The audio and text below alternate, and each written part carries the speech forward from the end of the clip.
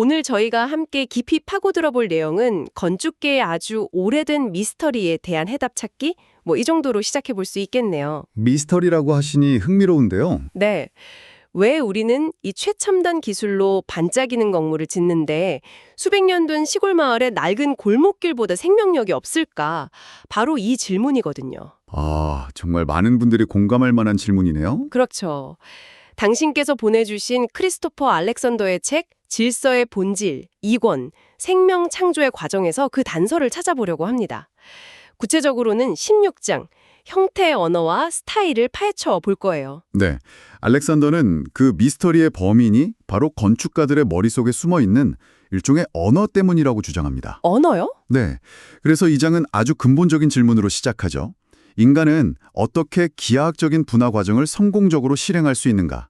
좀 더 쉽게 말하면 우리가 무언가를 만들 때 그 모양, 그 스타일은 도대체 어디서 와야 하는가에 대한 질문이에요. 그러니까 단순히 어떻게 하면 예쁜 건물을 지을까 하는 그런 디자이너의 고민 차원이 아니라는 거군요. 훨씬 더 깊은 문제죠. 좋은 의도, 뛰어난 기술, 막대한 예산을 쏟아부어도 결과물이 왜 그렇게 차갑고 생명력 없게 느껴지는지 그 근본 원인을 파고드는 거네요.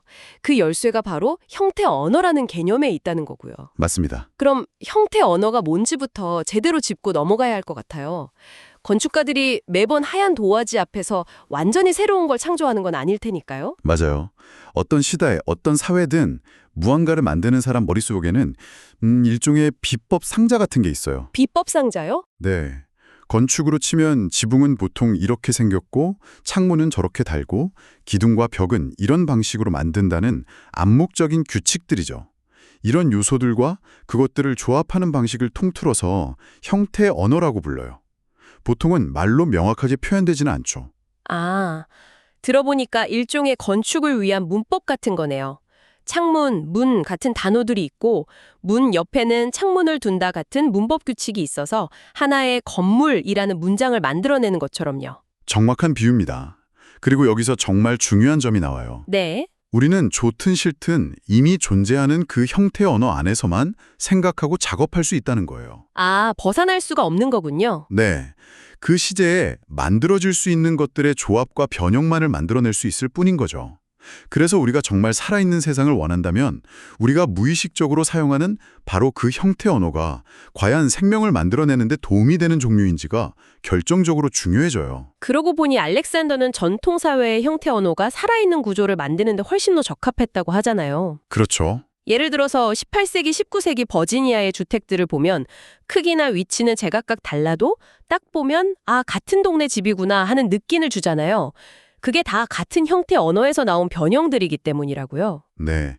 일관된 통일성을 가지죠. 그렇다면 20세기 현대 건축의 언어는 대체 뭐가 문제였을까요? 20세기 건축가들도 분명 새로운 형태 언어를 만들려고 노력했어요. 르 코르비지에나 미스 반데어 로에 같은 거장들 모두 그랬죠. 그럼요. 하지만 알렉산더는 그 시도들이 살아있는 과정과 단절되었다고 아주 날카롭게 비판해요.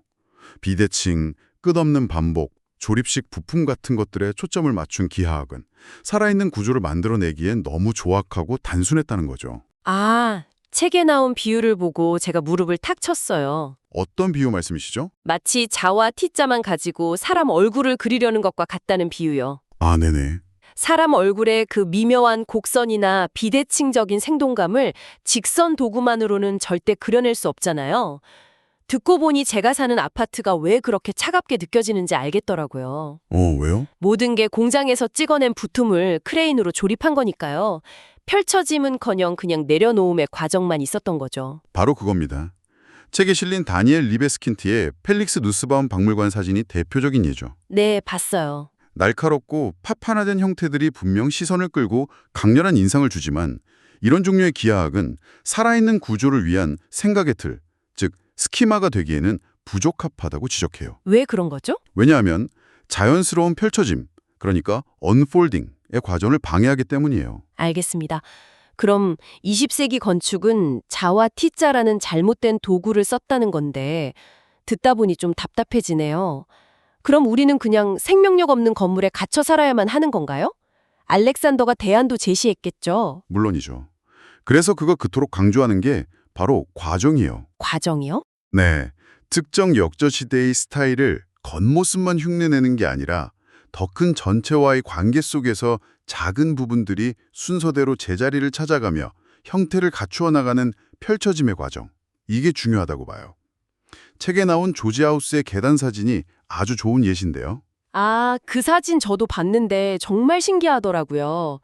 말씀하신 것처럼 계단참이 먼저 자리를 잡고 그 다음에 주변 벽과 난간이 거기에 맞춰서 생겨나고 마지막으로 장식이 더해지는 것 같은 그 순서가 느껴져요. 그렇죠. 근데 그게 저희 같은 비전문가 눈에도 보인다는 게 정말 놀라워요. 그게 바로 그가 말하는 살아있는 구조의 힘일까요? 맞아요. 모든 요소가 서로에게 말을 걸면서 유기적으로 형태를 찾아간 결과죠. 공장에서 통째로 만들어 크레인으로 뚝 떨어뜨려 놓은 조립식 계단에서는 절대 느낄 수 없는 깊은 적응의 특성입니다. 알렉산더는 이런 자연스러운 펼쳐짐을 가능하게 하는 새로운 형태 언어의 기초가 필요하다고 말하는데 그 기초가 바로 이전 장들에서 길게 다뤘던 15가지 근본 특성이라고 합니다. 아, 그 15가지 특성이 여기서 다시 등장하는군요. 네, 그런데 여기서는 그 15가지 특성을 변환, 그러니까 트랜스포메이션이라는 훨씬 더 동적인 개념으로 다시 정의해요. 변환이요? 네, 단순히 좋은 구조는 이런 특성을 가졌다가 아니라 구조의 생명력을 증가시키면서 한 상태에서 다음 상태로 나아가는 15가지 행동이라는 거죠. 아, 행동이요? 네, 전부 다 열거할 순 없지만 핵심은 강한 중심을 만들라, 명확한 경계를 설정하라, 리듬감을 주는 반복을 사용하라처럼 구조의 생명력을 더하는 구체적인 행동 지침들이라고 생각하시면 돼요. 잠깐만요. 15가지 특성을 기계적으로 적용한다고 해서 갑자기 건물이 살아나나요? 그게 또 다른 종류의 공식이 되는 건 아닌지 모르겠습니다. 체크리스트처럼 강한 중심 만들기 항목을 확인한다고 해서 좋은 건물이 나올까요? 아주 중요한 지적이십니다. 그래서 알렉산더도 과정을 그토록 강조하는 거죠.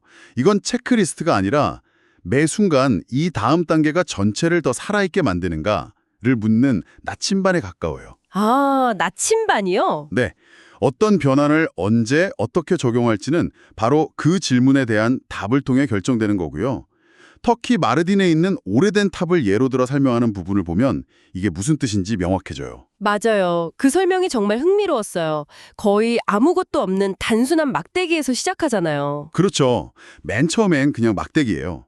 여기에 먼저 경계 변환을 사용해서 꼭대기와 바닥을 만들어줘요. 그럼 조금 더 안정감이 생기죠. 네. 그다음 강한 중심과 좋은 형태 변환으로 기둥의 모양을 다듬고요.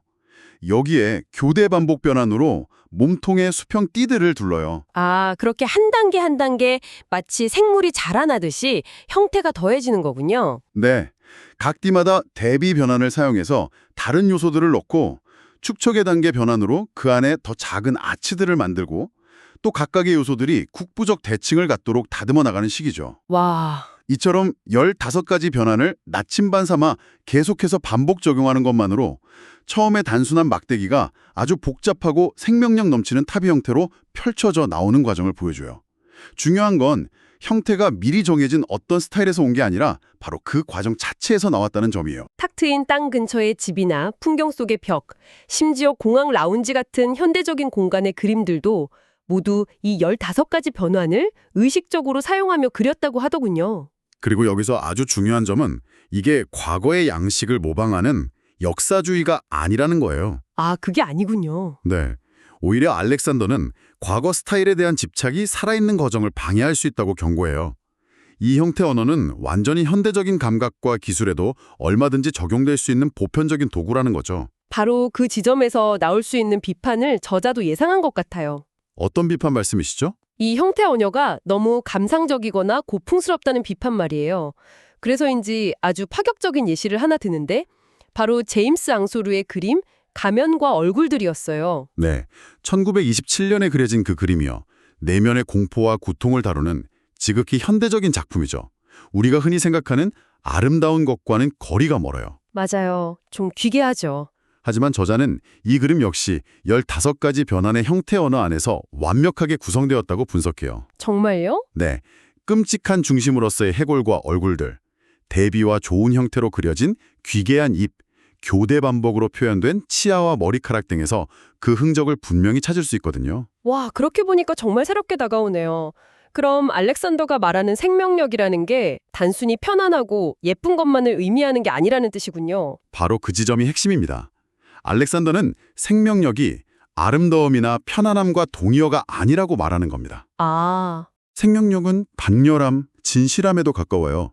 그래서 인간의 가장 깊은 감정, 심지어 공포나 고통까지도 진실하게 표현할 수 있는 구조적 언어야말로 진짜 살아있는 언어라는 강력한 주장을 펼치는 거죠. 그렇군요. 이건 단순히 아늑한 오두막집을 짓는 방법을 넘어서는 인간 경험의 모든 스펙트럼을 담아낼 수 있는 구조를 만드는 방법에 대한 이야기였네요. 맞습니다. 기계적인 경험이 아닌 깊은 인간적 경험과 관련된 모든 목적에 부응할 수 있는 엄청난 잠재력을 가진 언어라는 걸 그 그림을 통해 보여주는 거예요. 오늘 이야기를 정리해보면 건축에서 생명을 창조하기 위해서는 단지 좋은 과정뿐만 아니라 그 과정을 뒷받침하는 올바른 형태 언어가 필수적이라는 거였네요. 네, 20세기의 많은 시도들은 자와 티자 같은 잘못된 종류의 기하학에 기반했기에 결국 살아있는 구조를 만드는 데 실패했지만 대안은 존재한다는 희망적인 메시지이기도 하고요. 그렇죠. 알렉산더는 15가지 구조 보존 변환에 기반한 보편적인 형태 언어의 가능성을 제시해요. 이건 단 하나의 스타일을 강요하는 게 아니에요. 그게 중요하겠네요. 네, 오히려 문화와 기후, 시대에 따라 무한한 변주를 낳으면서도 항상 살아있는 구조를 생성할 수 있는 일종의 알파벳과 같아요.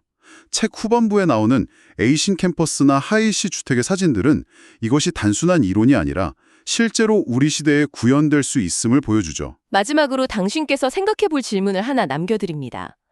알렉산더는 인간이 건축처럼 복잡한 일을 할 때 스키마, 즉 미리 존재하는 생각의 틀에 의존한다고 말했어요. 그는 건축을 위한 새로운 스키마를 제안한 셈이죠. 네, 그렇다면 당신의 삶이나 일의 다른 영역을 지배하고 있는 무의식적인 형태 언어나 스키마는 무엇인가요? 그것은 과연 당신의 삶과 일에서 생명과 온전함을 만드는 데 도움을 주고 있나요? 아니면 마치 자와 티자처럼 당신이 할 수 있는 것들을 오히려 제약하고 있나요?